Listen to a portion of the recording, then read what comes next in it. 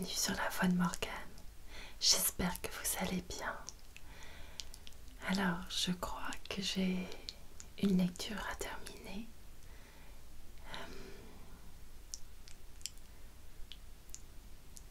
Après cette longue interruption, je vais reprendre Au temps de la comète d'H.G. Wells. Et je le dis toujours aussi bien. Je vous remercie beaucoup pour votre écoute, pour les messages que vous avez laissés sous les vidéos pendant cette période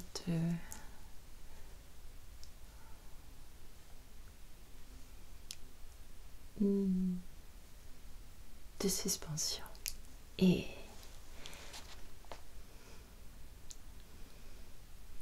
je vous dis à tout à l'heure après cette lecture. Merci beaucoup. Livre 2, Les brouillards verts. Chapitre 1er, Le changement. Premièrement, je crus sortir d'un sommeil bienfaisant. Je ne m'éveillai pas en sursaut. Mes paupières s'entr'ouvrirent et je restai étendue, considérant une rangée de coquelicots d'un extraordinaire rouge écarlate qui semblait flamber contre un ciel d'incendie. C'était un ciel d'aurore magnifique où, dans une mer d'or vert, s'éparpillait un archipel d'îles violettes aux plages vermeilles. Les coquelicots, avec leurs coups de cygne, leurs boutons, leurs corolles enflammées, leurs pistils translucides et fièrement dressés, semblaient faits d'une substance lumineuse, façonnée même avec une sorte de lumière solide. Je contemplais ces choses longtemps et sans étonnement, mais bientôt mes regards distinguèrent, parmi les coquelicots, le hérissement des épis d'or vert des jeunes orges. Où pouvais-je être? Cette question se posait avec langueur dans mon esprit. Le silence régnait, tout était silencieux comme la mort. Je me sentais léger. Un doux bien-être s'infiltrait dans tous mes membres. Je me trouvais couché sur le côté, dans un coin foulé d'un champ d'orge, parsemé de fleurs et comme saturé de lumière et de beauté.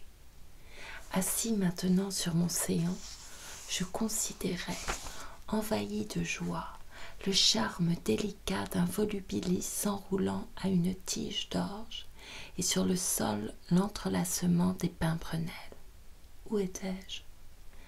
Quel était cet endroit? Pourquoi avais-je dormi là? J'avais perdu toute mémoire. Mes membres semblaient nouveaux, et ces orges et ces herbes si belles, cette aube si lente à s'éployer là-bas, tout était nouveau, insolite. Je faisais partie d'un vitrail aux nuances éclatantes. Les rayons de l'ombre me traversaient. J'étais comme un personnage de quelque merveilleux tableau peint avec des couleurs de lumière et de joie. Une brise caressante murmura parmi les épis d'orge et vint en aide à ma pensée. Qui étais-je moi-même? Levant ma main gauche, j'examinais ses callosités, la manchette effilochée, et tout cela était transfiguré comme par le pinceau de quelque Botticelli qui aurait peint un mendiant. Le bouton de nacre retint longtemps mon regard admirateur. Je me souvenais de Willie Ledford, le propriétaire de ce bras et de cette main, comme s'il se fût agi d'un autre. Mais oui, c'est bien ça. Dans ces lignes générales, mon histoire, plus que le passé immédiat, commença à se dessiner dans ma mémoire très réduite, brillante et lointaine, comme vue à travers un microscope. Clayton, Swordingly, ses bas-fonds, ses ombres, tout cela reproduit avec la minutie d'un Dürer, en couleurs sombres et agréables. Et au travers je revoyais ma destinée. Les mains aux genoux, je me remémorais l'étrange période de passion qui s'était conclue par des coups de feu dans l'ombre croissante de la faim. Ces coups de feu m'émurent, et si grotesques me parurent-ils que j'eus un sourire de pitié. Pauvre petit être de colère et de misère, pauvre petit monde coléreux et misérable. J'eus un sourire de pitié, non seulement pour moi-même, mais pour tous les cœurs embrassés, toutes les cervelles torturées, tendues, s'efforçant vers l'espoir à travers la douleur, et qui désormais avaient trouvé le repos sous la chute du brouillard et la suffocation de la comète. Parce qu'à coup sûr ce monde était bien fini. J'avais été si faible et si malheureux, et je me sentais à présent si fort et si calme. J'étais indubitablement mort. Aucun être vivant n'aurait pu jouir d'une si parfaite certitude du bien, de cette paix ferme et confiante. J'en avais terminé avec cette fièvre appelée la vie. J'étais mort, plus rien n'importait, et toutes ces choses, une pensée m'arrêta. Ce seraient donc ici les chants d'orge de Dieu, les calmes, silencieux chants de Dieu, semés de pavots immersibles, prodigues de paix à jamais. Deuxièmement, c'était tout de même drôle de trouver des chants d'orge dans le ciel, mais je devais me préparer sans doute à bien des étonnements. Quel silence, quelle paix! La paix qui passe toute intelligence, je la possédais enfin. Mais vraiment, ce silence était si absolu. Pas un chant d'oiseau, je restais certainement seule au monde. Tous les bruits de la vie s'étaient assoupis, le mugissement lointain du bétail, les abois des chiens. Une sorte de crainte heureuse envahit mon cœur. Il n'y avait rien à redouter sans doute, mais rester seule. Je fus debout, comme pour répondre à l'appel des premiers rayons du soleil jaillis vers moi, porteurs d'heureuses nouvelles par-dessus les têtes hérissées des orges. Aveuglée, je fis un pas. Mon pied heurta un objet dur. Abaissant les regards, je reconnus mon revolver, tout bleu et noir, comme un serpent tué à mes pieds. Ce me fut un problème dont j'abandonnai aussitôt la solution. Une merveilleuse quiétude avait pris possession de mon âme. L'aurore et nul chant d'oiseau. Quelle beauté sur toute chose, mais quel silence! Je me dirigeais lentement à travers les orges, vers des touffes de sureaux entrelacés de viornes et de ronces qui fermaient le champ.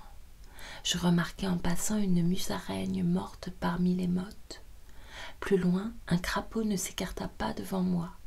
M'inclinant, je le ramassai. Le corps avait la souplesse de la vie, mais la bête ne se débattit pas. Ses yeux étaient voilés et elle ne remuait même pas dans ma main. Je la reposai sur le sol, tremblant d'une émotion indicible.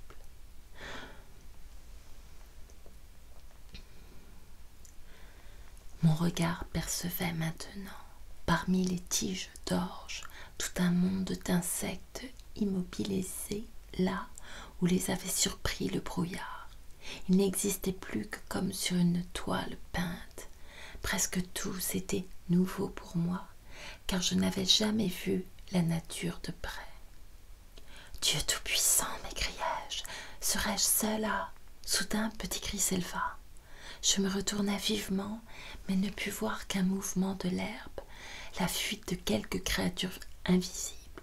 Je considérai de nouveau mon crapaud, son œil remuait, et bientôt l'animal, d'un geste infirme et hésitant, étira ses membres et s'éloigna en rampant. L'étonnement, ce frère de la peur, me tenait. Sur un bluet devant moi, vibrait comme à la brise l'aile d'un papillon écarlate. Mais non, l'insecte renaissait à la vie. Sous mes yeux, il prit son essor, voletant de ci, de là, et disparut soudain. De tous côtés, la vie ranimait les choses, tantôt celle-ci, tantôt celle-là, avec de longs étirements, des balancements, des gazouillis, des frémissements et des émois. J'avançais lentement, avec précaution, à cause de tout ce réveil d'être faible sous mes pas.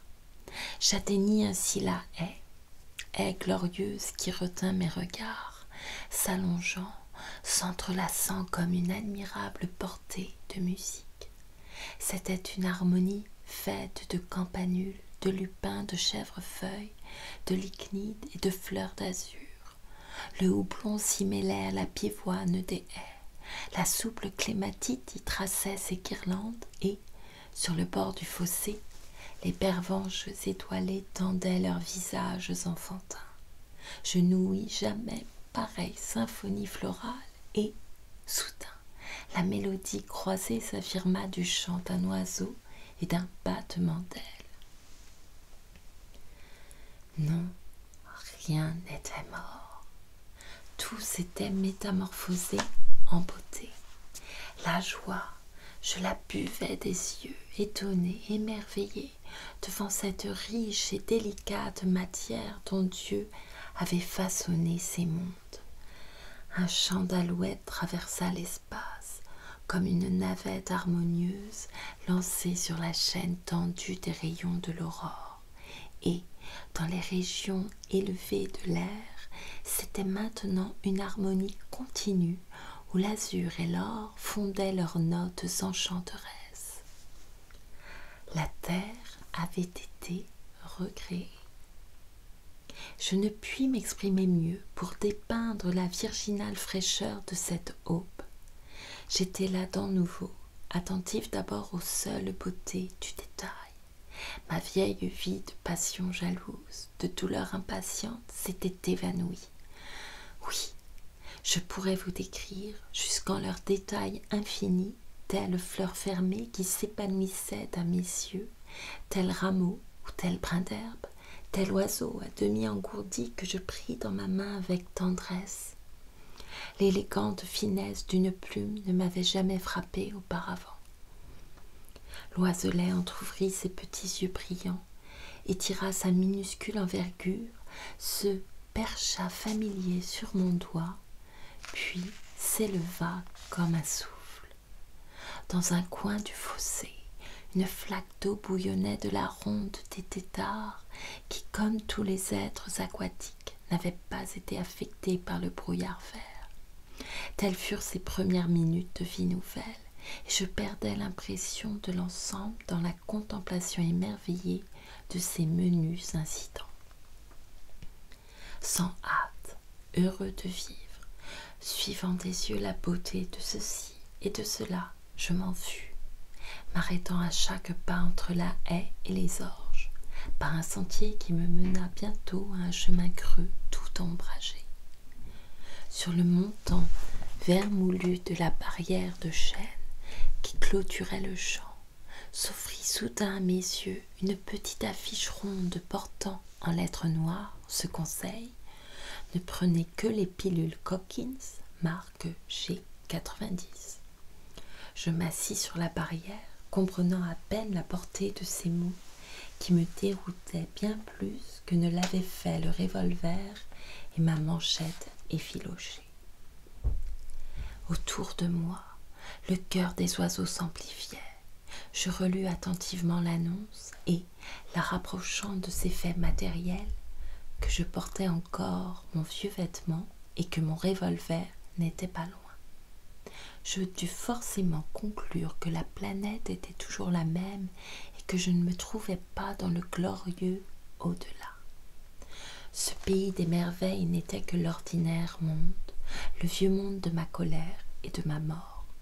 Mais au moins, à le voir sous ce jour, c'est comme si on eût rencontré une vulgaire fille de cuisine, lavée, parée et tirée à 4 épingles, que dis-je, vêtue d'une robe royale, adorable et adorée.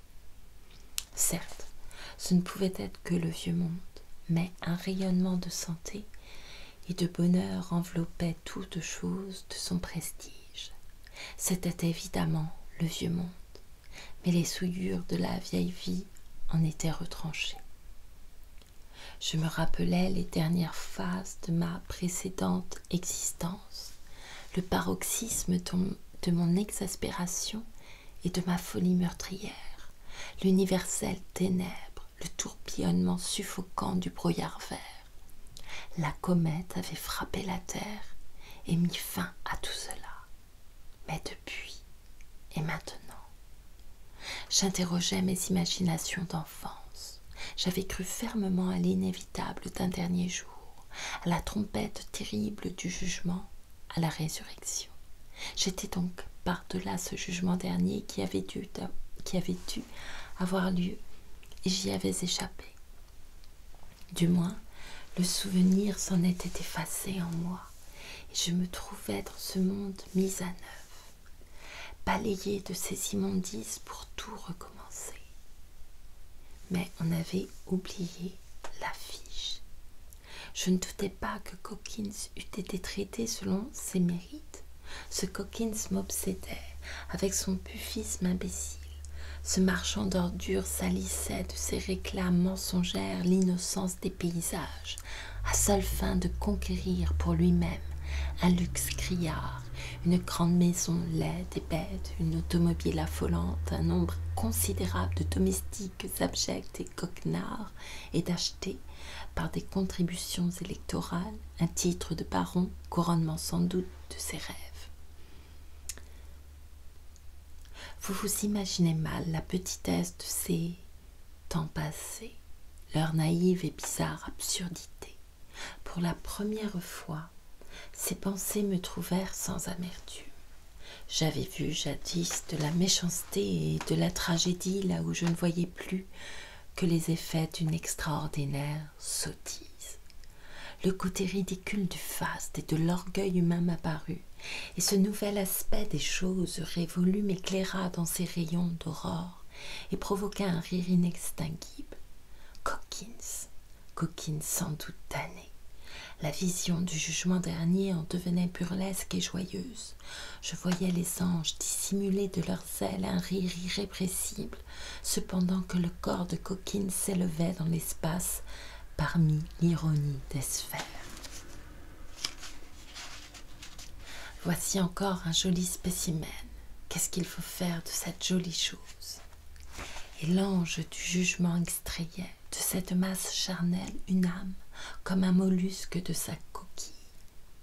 Mon rire fut sonore et prolongé, mais pendant même que je riais, le sentiment intime des choses accomplies réfréna ma gaieté.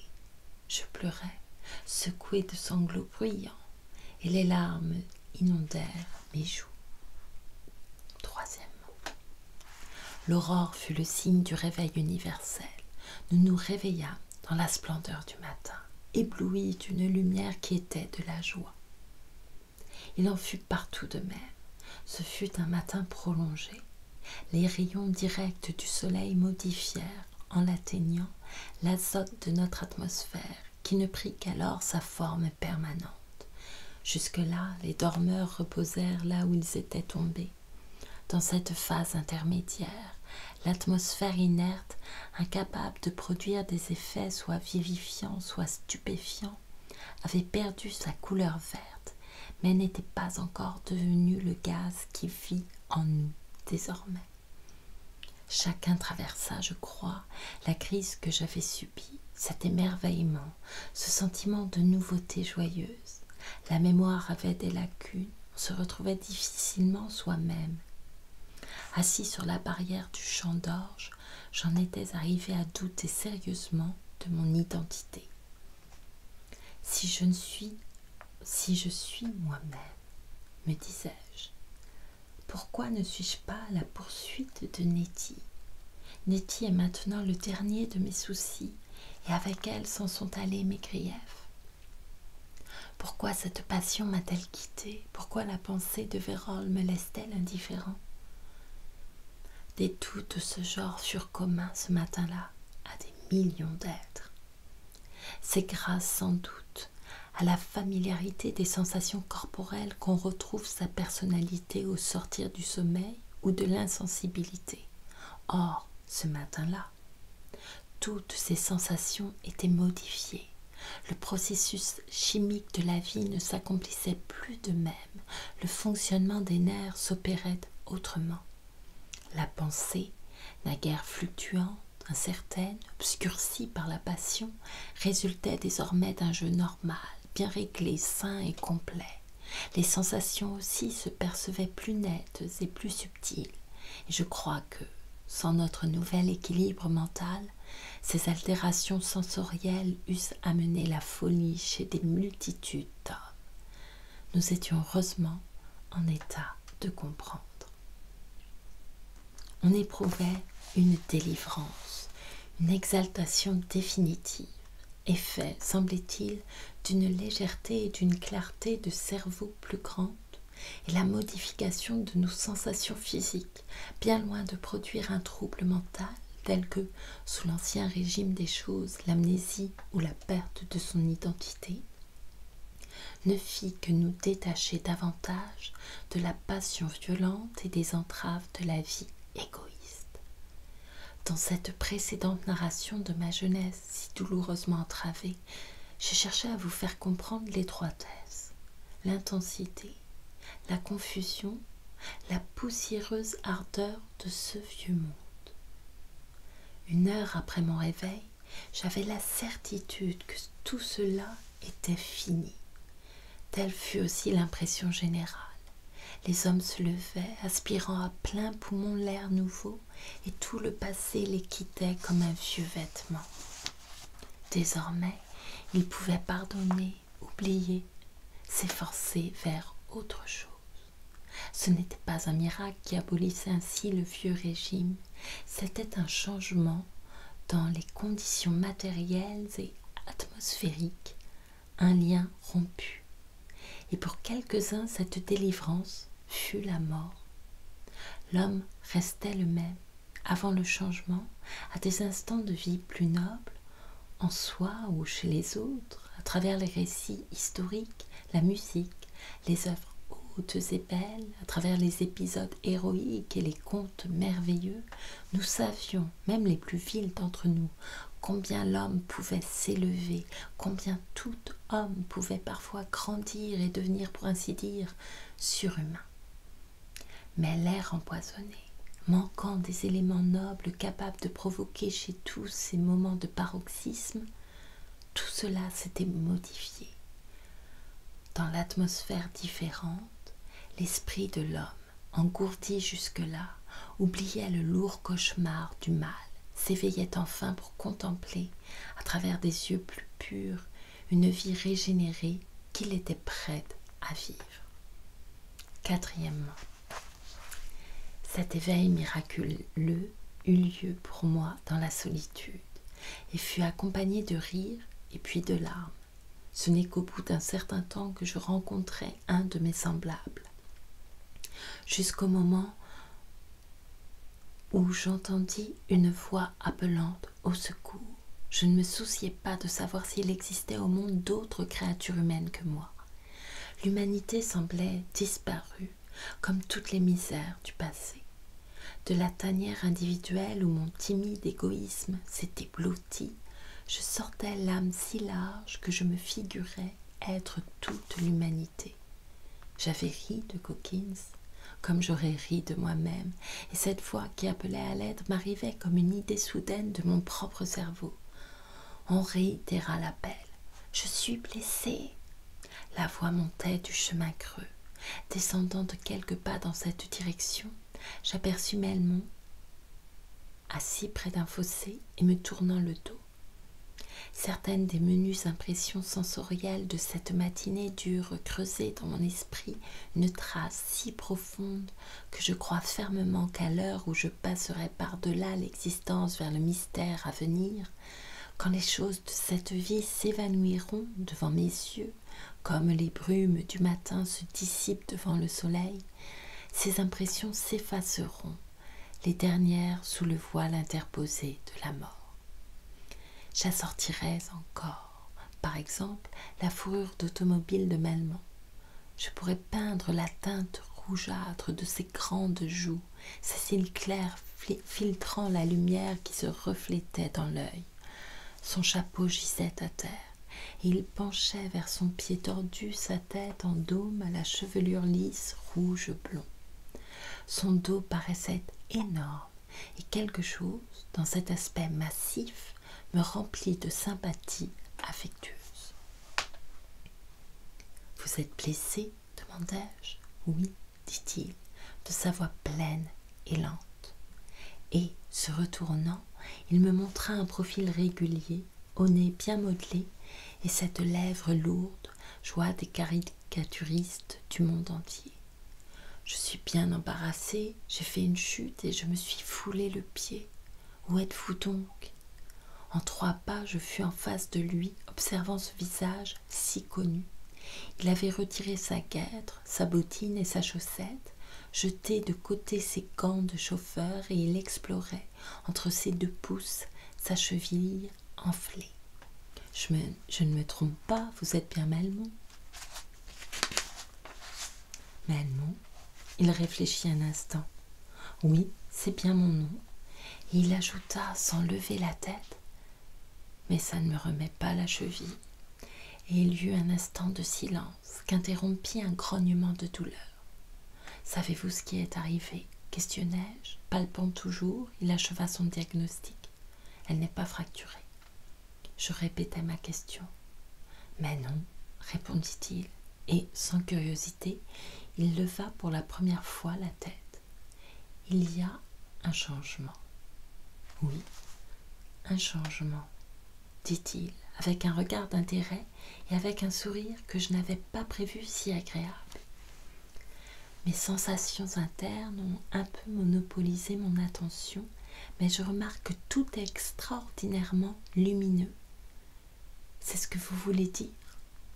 En partie, et de plus, une singulière sensation, une netteté de cerveau. Il me dévisagea fixement et sembla méditer.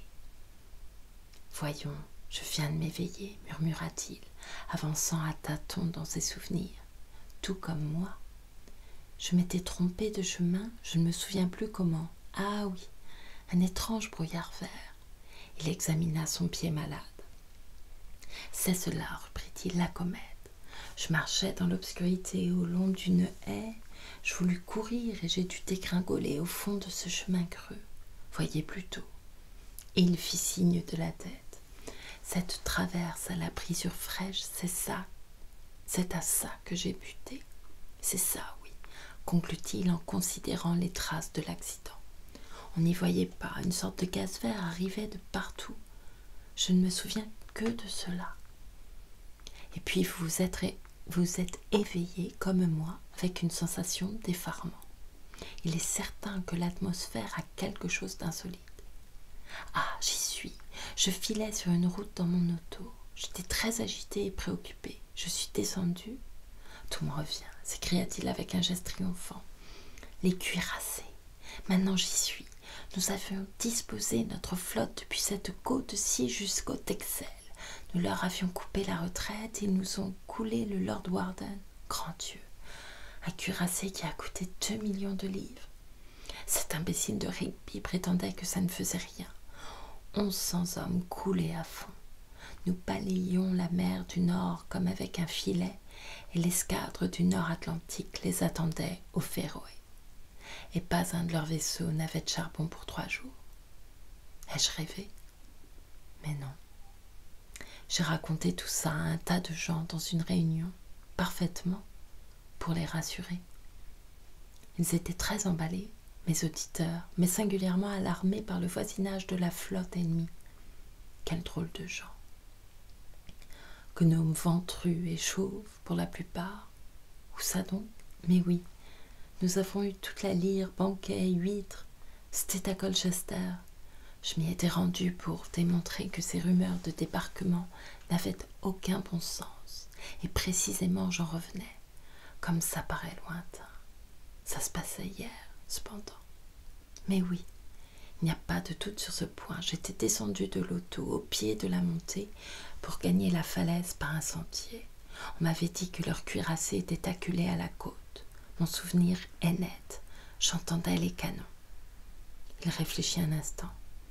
Étrange que j'ai pu oublier cela. marmotta-t-il. Les avez-vous entendus, vous? Je répondis affirmativement. Était-ce la nuit dernière? À 2 ou 3 heures du matin, précisai-je. Il s'appuya en arrière sur les poings et, me regardant avec un franc sourire, il reprit. C'est curieux, mais en ce moment même, tout cela me semble un songe ridicule. Est-ce que vous croyez que le Lord Warden a jamais existé? Pensez-vous sérieusement que nous avons fait couler toute cette belle mécanique par manière de jeu? C'est un mauvais rêve. Et cependant, c'est arrivé. C'eût été, suivant les anciennes habitudes, une chose fort singulière que cette conversation libre et familière avec un si grand personnage. Oui, répliquai-je simplement, vous avez trouvé l'explication. On s'est réveillé d'autre chose que des effets d'un gaz vert. C'est comme si tout le reste n'avait jamais été la réalité. Il fronça ses sourcils et tâta rêveusement son mollet.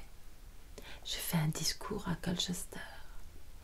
Je crus qu'il allait continuer, mais ses habitudes réticentes, un reste de discrétion diplomatique, l'arrêtèrent. C'est curieux, dit-il, changeant de sujet, que la douleur que j'éprouve soit plus intéressante que désagréable. Vous souffrez? Oui, ma cheville souffre. C'est une fracture ou une mauvaise entorse. Je penche plutôt pour une entorse, pour l'entorse. Tout mouvement m'est douloureux, mais personnellement, je ne souffre pas. Je n'éprouve rien de ce malaise général qui accompagne toujours une contusion locale. Absolument rien.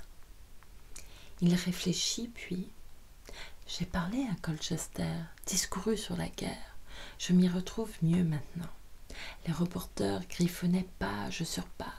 Des vins vieux, des crus fameux, un brouhaha, des huîtres excellentes.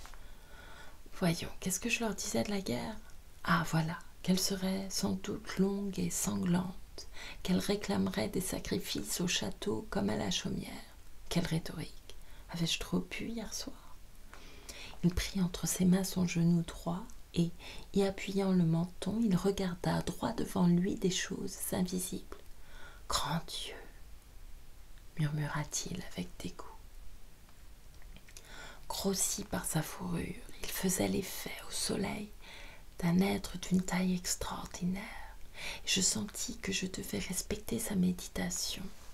C'était la première fois que je rencontrais un homme pareil. Avant le changement, je n'étais pas certain que ces personnages existassent vraiment. Mes idées sur ce que pouvait être un homme d'État furent, avant le changement, des plus vagues et, si je me les rappelais, elles n'accorderaient sans doute aucune consistance individuelle et humaine à ces sortes d'entités. L'opinion que je m'en formais provenait en partie de caricatures et en partie d'articles de journaux. Je n'avais pour eux aucun respect.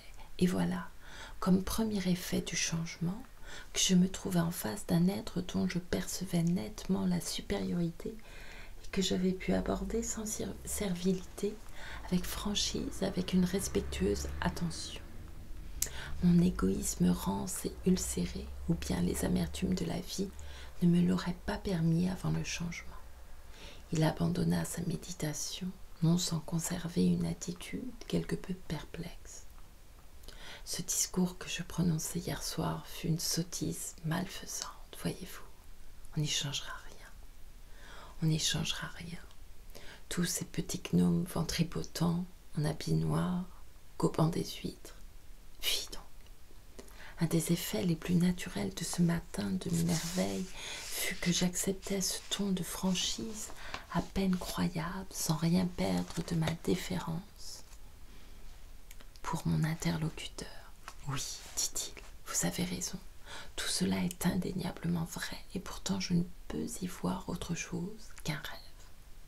Cinquièmement, ces souvenirs se détachent sur le sombre passé du monde avec une pureté et une clarté extraordinaires. Dans cette admirable matinée, sonore du chant des oiseaux, dominait, semblait-il, un bruit joyeux et lointain de carillons. Ce fut une hallucination sans doute, mais la fraîcheur et la nouveauté de toute chose appelaient cette illusion, et des cloches de Pâques sonnaient dans nos cerveaux. Devant moi, assis, ce grand homme pensif et blond avait une sorte de beauté massive dans la gaucherie même de sa pose, comme si le grand maître de la force et de la gaieté équilibrée l'avait façonné de sa main. Puis, me ferais-je bien comprendre aujourd'hui, il me parlait à moi, étranger, sans réserve, sans précaution oratoire, comme on cause à présent. En ces temps-là, non seulement nous pensions mal, mais notre pauvre pensée même, par suite de 1000 considérations myopes de dignité, de discipline, de discrétion, nous la voilions de circonlocution avant de la communiquer à nos semblables. Tout me revient à présent, continua-t-il, et sans que je l'interrompisse, il exposa en un long soliloque ses pensées nouvelles.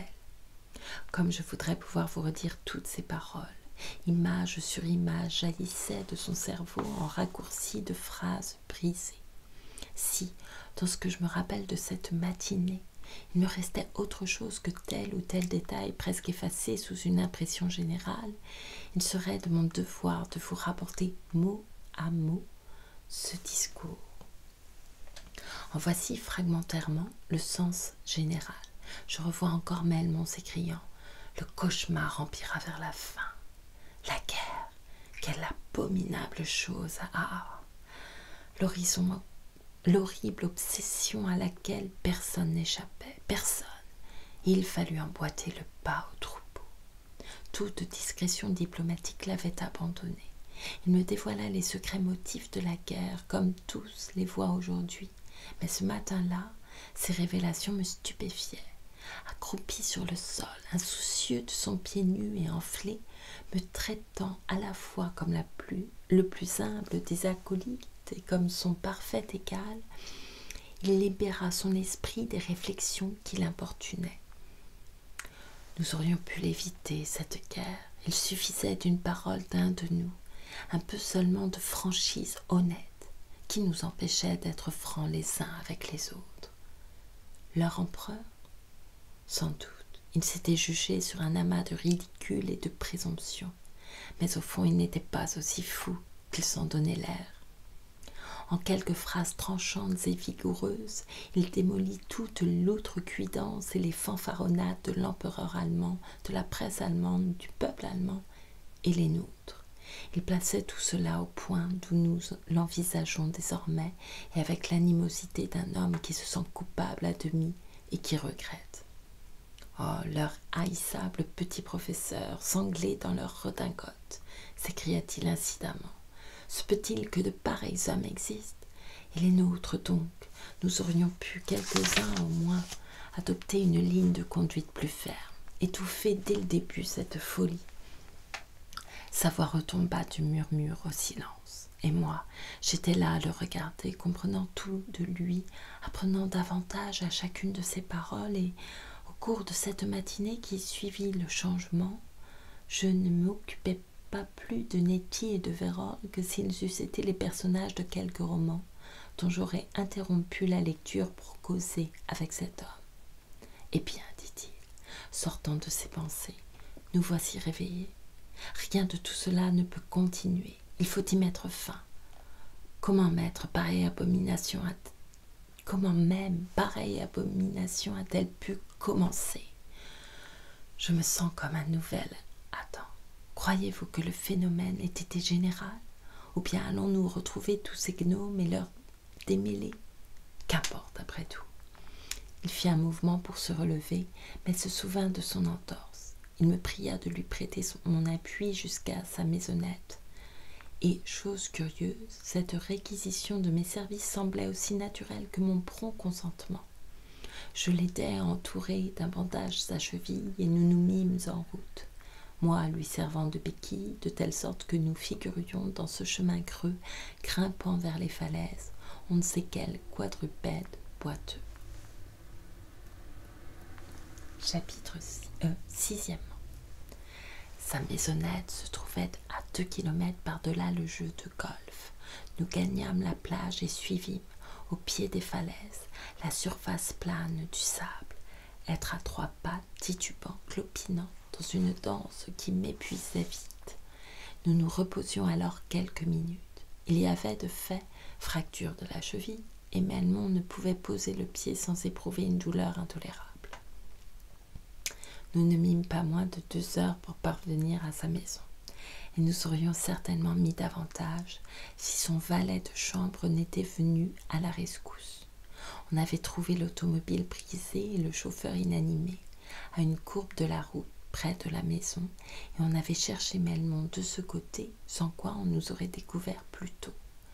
Pendant les étapes de ce long trajet, assis tantôt sur l'herbe, tantôt sur un fragment de rocher, tantôt sur une épave, nous avions causé avec la franchise qui convient entre hommes bienveillants, sans réserve hautaine de sa part, sans familiarité déplacée de la mienne, comme nous savons causer aujourd'hui, mais d'une façon qui, somme toute, était la plus inattendue et la plus insolite, jugée d'après les vieilles règles.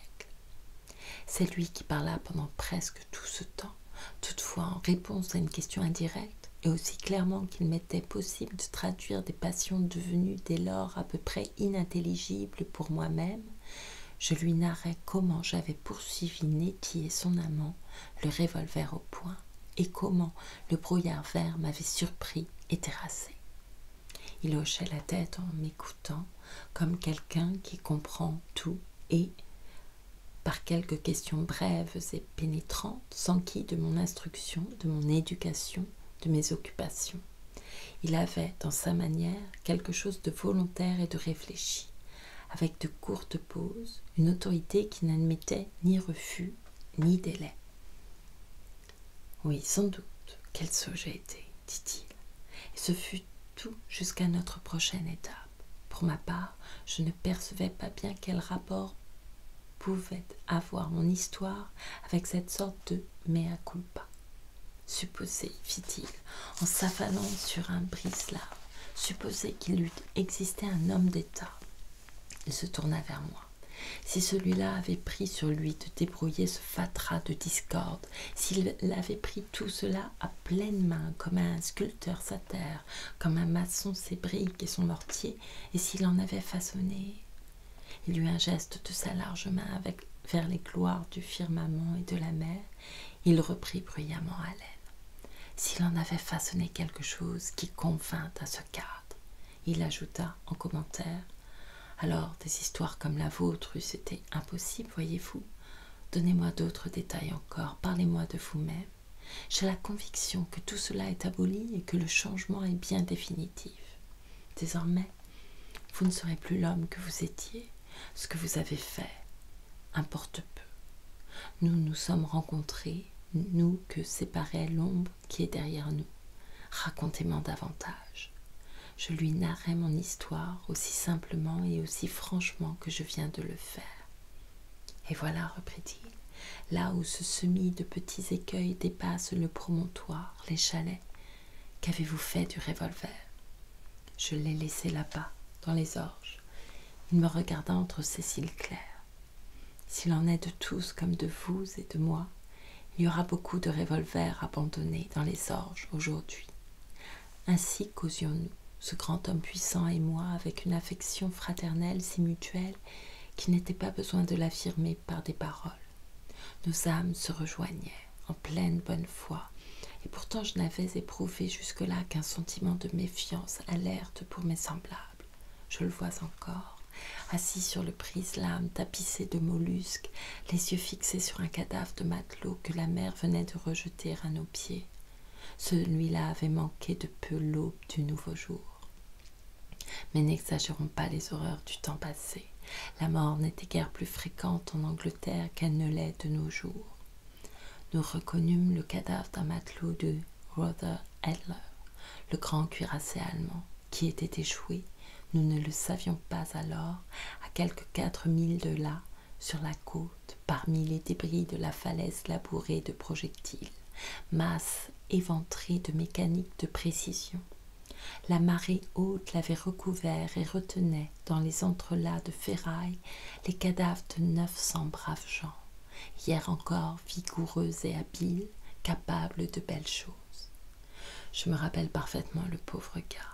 Il s'était noyé pendant la période anesthésique du gaz vert. Son jeune visage blond paraissait tranquille et calme. Mais sa poitrine avait été échaudée par un jet de vapeur et son bras droit était bizarrement tordu derrière son dos. Cette mort cruelle et inutile avait revêtu dans l'aube nouvelle de la dignité et de la beauté. Un même lien significatif unissait les personnages de cette scène. Moi, dans mes pauvres habits, prolétaire miséreux, Melmond sous sa coûteuse fourrure de chauffeur qu'il n'avait pas quittée,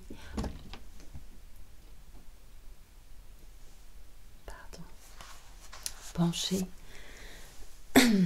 sur le brise-larmes primitif vers cette triste victime d'une guerre dont il était pour une part responsable. Pauvre garçon, enfant que nos erreurs ont envoyé à la mort, voyez donc la beauté calme de sa figure. Quelle pitié d'avoir été sacrifié de la sorte. Près du cadavre, une étoile de mer, abandonnée par la vague, s'efforçait de ses lents tentacules de regagner l'eau et laissait une légère empreinte sur le sable. Plus de ceci désormais, dit Melmond d'une voix étouffée, en s'appuyant à mon épaule. Plus de ceci. Mais la figure de Melmond est encore plus présente à la mémoire quand je le revois. Aussi sur un bloc de rocher crayeux, éclairé en plein par le soleil, et le visage couvert d'une rosée de transpiration. Il prenait à mi-voix des résolutions. Il faut mettre fin à la guerre, c'est une stupidité. Avec le nombre de gens capables de lire et de penser, dès à présent, il n'est besoin de rien de pareil. Quelle triste besogne nous accomplissions, nous, les dirigeants, engourdis comme des gens entassés dans une pièce sans air, trop appétits, trop somnolents, trop ignoblement disposés les uns envers les autres pour que l'un de nous se levât et ouvrît la fenêtre. Dans quel gâchis nous pataugions. Grande figure puissante, il est demeuré tel dans ma mémoire, intrigué, émerveillé de lui-même et de toutes choses. Pourquoi tant de faiblesse, juste ciel, fit-il, avec le même geste large vers l'étendue, et autour de sa taille gigantesque soudain dressée, un vol de mouettes tourbillonnait criard, symbole assez exact de notre activité vaine de naguère. Il parlait avec étonnement des choses abolies. Vous êtes-vous jamais figuré la mesquinerie de toute personne mêlée à une déclaration de guerre interrogea-t-il. Il fit lui-même la réponse, comme pour se confirmer à haute voix l'incroyable. Il décrivait Lecoq, qui le premier formula la phrase redoutable au Conseil des ministres. Gommeux d'Oxford, une taille de Napo, une voix de Christelle, un menu bagage de racines grecques, sceau minuscule élevé par des sœurs aînées en adoration devant sa prétentieuse nullité. Je ne le perdais pas de vue, continua-t-il, et je songeais que cet âne batté avait charge de millions de vies humaines. J'aurais mieux fait d'en penser autant de moi-même. Je ne le contrecarrais en rien. Le satané petit imbécile se démenait jusqu'au cou en pleine tragédie. Il lançait des éclats de voix et roulait vers nous de gros yeux ronds. « C'est la guerre !» proclama-t-il. Richover haussa les épaules. Je protestais pour la forme et cédais aussi. Je l'ai revu depuis dans mes songes. Quelle bande nous faisions! Tous légèrement épouvantés de nous-mêmes, instruments, pour ainsi dire, du hasard. Ce sont des imbéciles de cette sorte qui mènent à ceci. Et de la tête, il montrait le cadavre. Il va être intéressant de voir ce qu'il est advenu du monde, reprit-il. Ces brouillards verts, l'étrange substance, je sais au moins ce qu'il est advenu de moi. Je suis converti. J'ai toujours eu le sentiment que... Mais ceci est de l'imbécilité. À cette bavardage, j'y mettrai le holà. Il me tendit une main impuissante, faisant signe qu'il voulait se remettre en route. Le holà à quoi? Questionnai-je, m'empressant à son aide. À la guerre, mon ami, fit-il de sa grosse voix sourde en s'appuyant sur mon épaule, mais sans achever l'effort de se lever. Je vais arrêter la guerre. mettre fin à toutes les choses qui ne doivent plus subsister. L'univers est beau, la vie est grande et superbe. Il nous suffit d'ouvrir les yeux pour le savoir. Songez aux merveilles que nous avons traversées, inconscients comme un troupeau de pourceaux dans un parterre de fleurs. Les couleurs de la vie, ses sons, ses formes.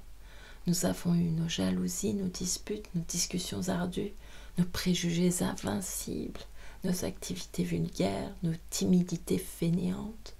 Nous nous sommes plumés à coups de bec, nous avons pollué l'univers comme des corneilles dans un clocher, comme des volailles dans le sanctuaire de Dieu.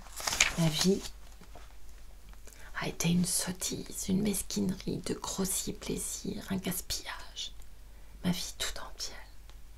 Me voici, pauvre ombre noire devant l'aube, être de repentance et de honte. Et, dans la miséricorde divine, j'aurais pu mourir cette nuit, comme ce pauvre enfant, dans l'ordure de mes péchés. Plus de tout cela. Que le monde ait changé ou non, il n'importe. Nous deux, nous avons vu cette aube. Il se tut un moment. Je me lèverai, j'irai vers mon père, commença-t-il, et je lui dirai. Sa voix s'éteignit en un murmure imperceptible. Sa main se crispa sur mon épaule, et nous partîmes. Et c'est la fin de cette lecture. Voilà, qui n'était pas tout à fait murmurée, je crois. Excusez-moi pour ça. Il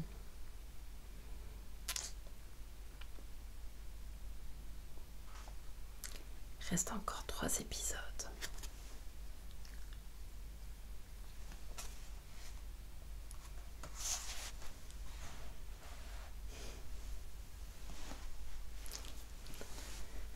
Ça serait bien qu'il y ait du changement ici aussi.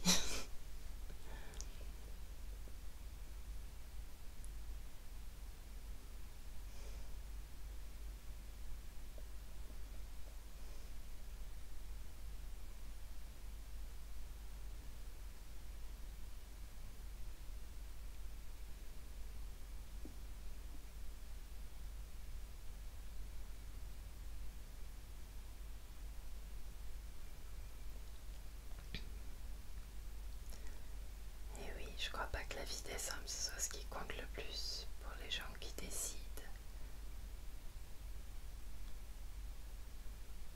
de mettre la vie des hommes en jeu.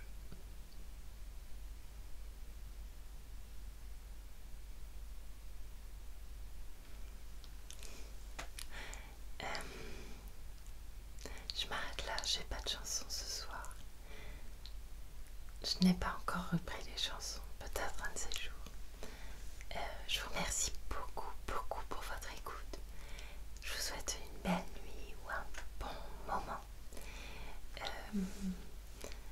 Profitez bien et prenez soin de vous.